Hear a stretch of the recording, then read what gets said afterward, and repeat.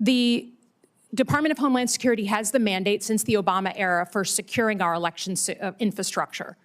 That's an important job, and you'll be secretary. The president has continued to say that he won the 2020 election, even though there's been 60 court cases saying the opposite. He has said he wants to federalize the elections. He has said name-check cities, including Detroit. He has said voting machines are inaccurate. He has said in the State of the Union, I was on the Senate floor, paraphrase that if his side doesn't win in November, then the elections were rigged, which is exactly what he said 8 months before the 2020 election. You have your own history. You did not certify the 2020 election. There are people at the Department of Homeland Security, 3 people specifically, who are well-known election deniers now running election security functions. Who won the 2020 election?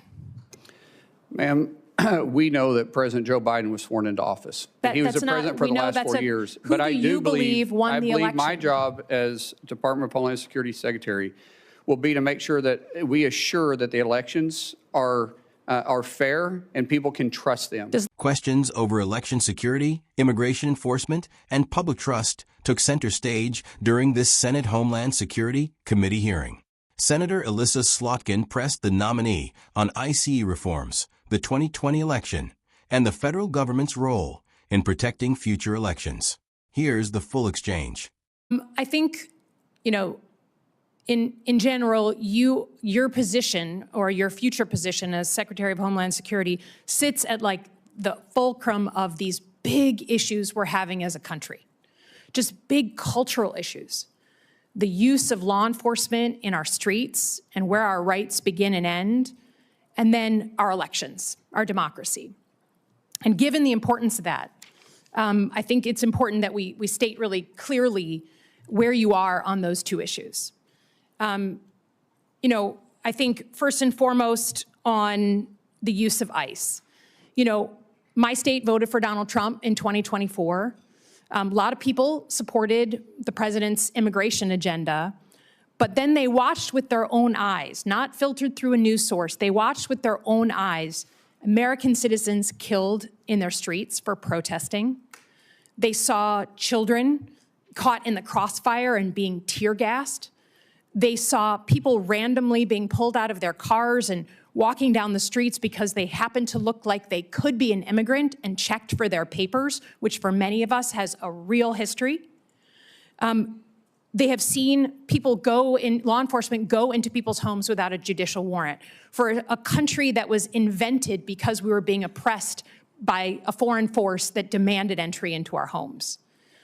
So you say you don't want ICE in the news. You say you want to rebuild trust. Your predecessor was fired because she couldn't manage that, and people had to go in and bring the temperature down.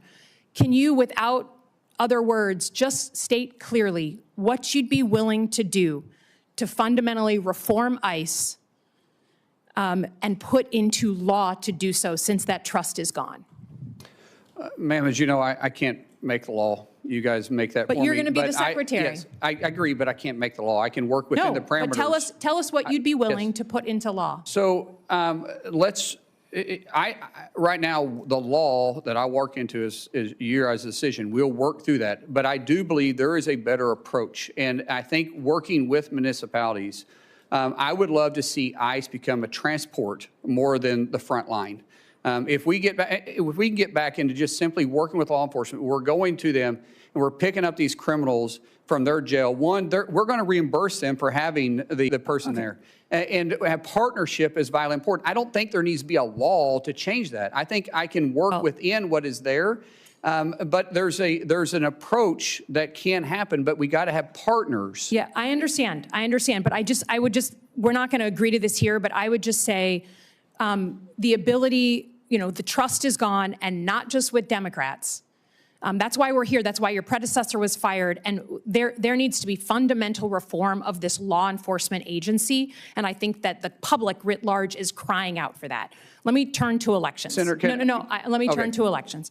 The Department of Homeland Security has the mandate since the Obama era for securing our election infrastructure. That's an important job, and you'll be secretary. The president has continued to say that he won the 2020 election, even though there's been 60 court cases saying the opposite. He has said he wants to federalize the elections. He has said name-check cities, including Detroit. He has said voting machines are inaccurate. He has said in the State of the Union, I was on the Senate floor, paraphrase that if his side doesn't win in November, then the elections were rigged, which is exactly what he said 8 months before the 2020 election. You have your own history. You did not certify the 2020 election. There are people at the Department of Homeland Security, 3 people specifically, who are well-known election deniers now running election security functions. Who won the 2020 election? Ma'am, we know that President Joe Biden was sworn into office. He was the president for the last 4 years. But I do believe won the election? My job as Department of Homeland Security Secretary will be to make sure that we assure that the elections are fair and people can trust them. Does the federal government run the elections process, or do states? It's very clear in the Constitution that the states control state elections, and then there is some federal oversight that's on it, but the federal government can set some standards. So if you're talking about the Save American Act, requiring you, which is within the Constitution, by the way, requiring individuals to be citizens of the United States, I don't think it's too much to ask somebody to prove they're a citizen of the United States. That's not what we're talking about. I'm talking about administering the elections. If you are Secretary of Homeland Security, do you feel you have the authority to put uniformed officers at polling locations in 2026? Ma'am, we said this in your office. The only reason why my officers would be there if there was a specific threat for them to be there, not for intimidation. And so even though we didn't need it during World War II, we didn't need it during Vietnam or the War on Terror, we never had to put uniformed military there. Now, you feel that there's going to be a reason that there's going to be an armed threat to the United States that you need to potentially be there? No, ma'am. I can't sit there and guarantee hypothetically of what threat would be and not. I'm not putting military. That's not within my privy. Uniformed officers. But if there is a threat, a specific threat, say it's in a Jewish community, and there is a threat that's specific to that polling area, then we will work with local law enforcement. There'll be a reason for us to be there, and it'll be known why we're there. I think the reason you're here and not Kristi Noem is because Americans trust their local law enforcement now way more than they trust ICE. So I would just say, if we ever get to the point where you are being asked to put armed ICE officers at polling locations, we have lost the plot as a country. We have fundamentally lost it. And until I hear someone tell me that this man, President Trump, will actually allow us to have a free and fair election, there is zero trust here, and I cannot trust that he won't try and steal it again. A high-stakes Senate confirmation battle has just exposed a fierce debate over executive power, federal law enforcement overreach, and the future of American elections. During a highly charged Senate Homeland Security Committee hearing, Michigan Democratic Senator Elissa Slotkin went toe-to-toe with Oklahoma Republican Senator Markwayne Mullin, Donald Trump's nominee to head the Department of Homeland Security following the high-profile firing of Kristi Noem. Slotkin aggressively interrogated the incoming secretary on whether he would reform immigration and customs enforcement or weaponize the agency to patrol American streets, execute warrantless home searches, and even deploy armed, uniformed personnel directly to local ballot boxes. The gripping confrontation underscores a deeply polarized government wrestling over the boundaries of civil liberties, the integrity of voting infrastructure, and the potential expansion of federal authority. The cross-examination began with an intense focus on the operational tactics of ICE under the current administration's mass enforcement agenda. Slotkin laid out a series of alarming reports from her home state of Michigan, pointing out that even voters who backed the president have been left horrified after witnessing federal actions with their own eyes. She detailed instances of American citizens being caught in the crossfire during protests, children being tear-gassed, individuals being randomly pulled from their vehicles based solely on their appearance, and agents entering private homes without judicial warrants. When pressed for hard commitments on reforming the agency, Mullin rejected a legislative overhaul, arguing that his role as secretary is to work within the existing laws passed by Congress. However, he proposed a notable operational pivot, shifting ICE toward a transport and coordination role that focuses on taking custody of convicted criminals from municipal jails rather than acting as a highly visible frontline force on civilian streets. Slotkin fiercely dismissed the defense, firing back that public trust in the agency has been fundamentally shattered across the political spectrum. The definitive climax of the hearing arrived when the discussion turned to election security, culminating in a jaw-dropping exchange over the potential federalization of local polling sites.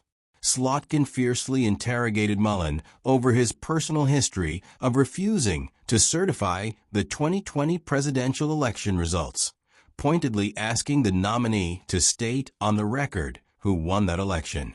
Mullin offered a carefully measured response, acknowledging that Joe Biden was sworn into office and served as president, but immediately pivoted to defending conservative election integrity measures like proof of citizenship mandates under the Save America Act.